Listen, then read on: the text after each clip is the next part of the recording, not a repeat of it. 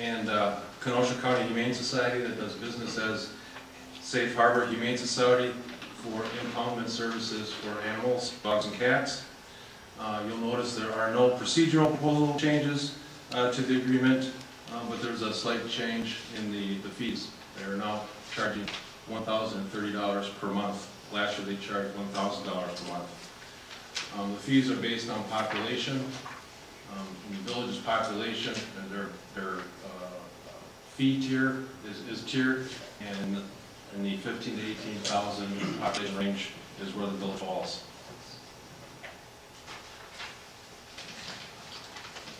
Question. Rocco, do you know how many animals were impounded last year? I don't know how many dogs or cats were impounded. I do know that last year we had approximately 60 of the animals were reclaimed. For every reclaimed animal, the village receives $100. So in light of that, about half of the fees that we pay are returned to us. Thank you. So it's the village's, it's a staff recommendation that the village president and the clerk authorized to enter into the agreement with the Safe Harbor Humane Society for 2008 fund services. So moved. Second. Motion by Clyde, second by Monica. Further discussion? Yeah, a comment on that.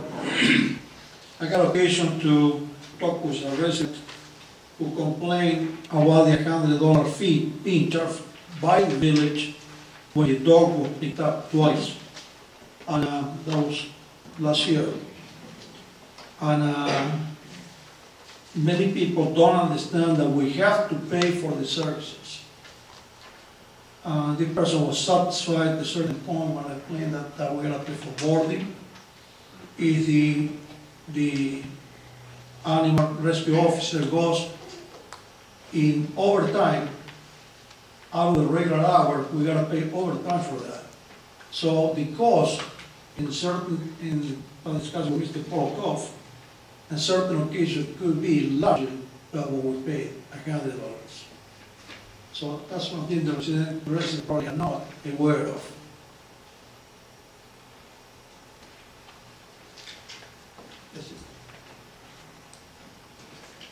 Maybe just a question for Moses in the back.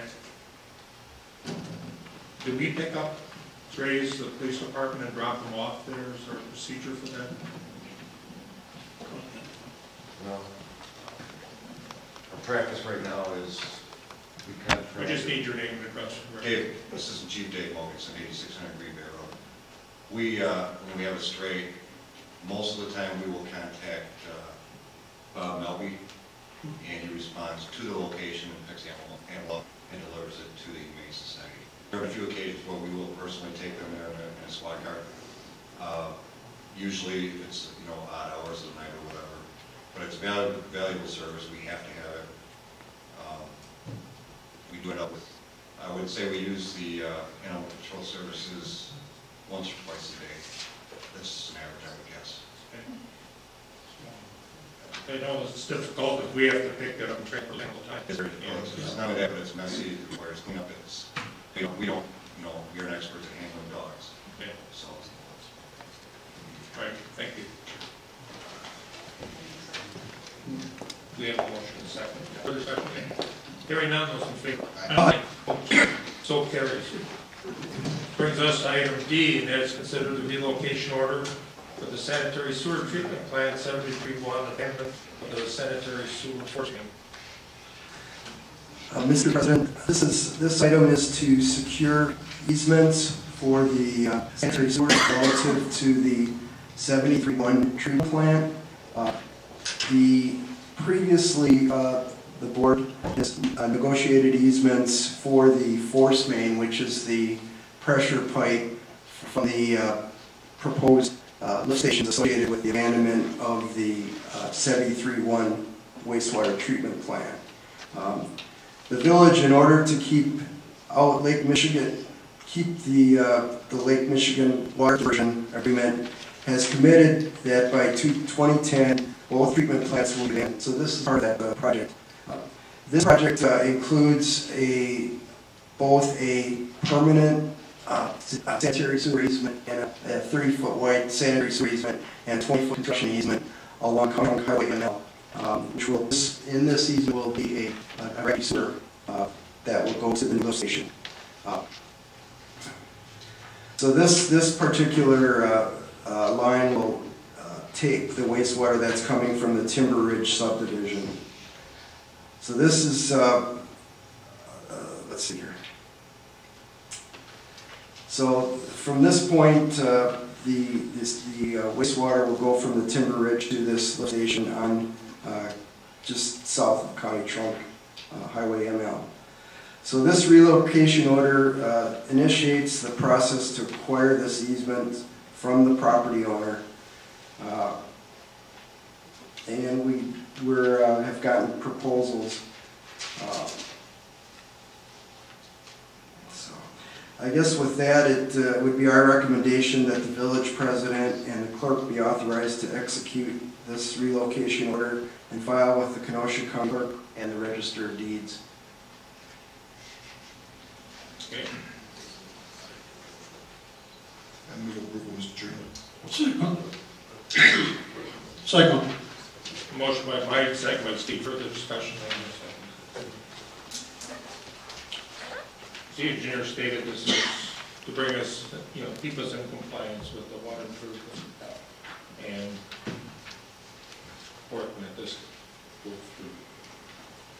I think we'll be looking at sewer D in the future then also. That is correct. These are the only two wastewater compliance that we do have in the village right now. We have a motion, a second, seeing no discussion. Those in favor? Aye. Aye. Opposed? So carried. Brings us to item F, and is considered intergovernmental agreement with the River Pike Watershed Initiative for Stormwater Nation and Education Program Services.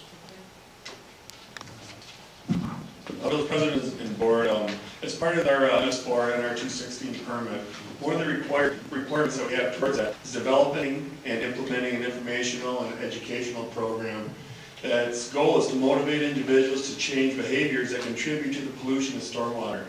So what's being proposed to be done is all the communities in, that are in the Root and the Pike River, which is 21 communities that kind of drain from Southern Milwaukee all the way down to a Pleasant Prairie, are looking at combining and forming like a little consortium where they can use economy of scale of all the resources to go through and develop this educational program and implementation.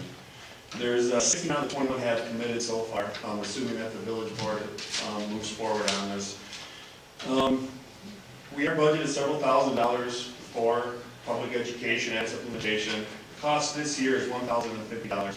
And I think that by all the communities working together and then having one representative from each community as part of the committee, and then the committee is also headed up by representatives from the DNR, EPA, and the UW extension system. So it's kind of everyone putting in a little bit of work towards the program, and you get one nice program in return versus all 21 communities going through and developing the entire process on their own. And so we really look at that using the economies of scale, it's a worthwhile venture to be a part of. So I can entertain any questions that you may have.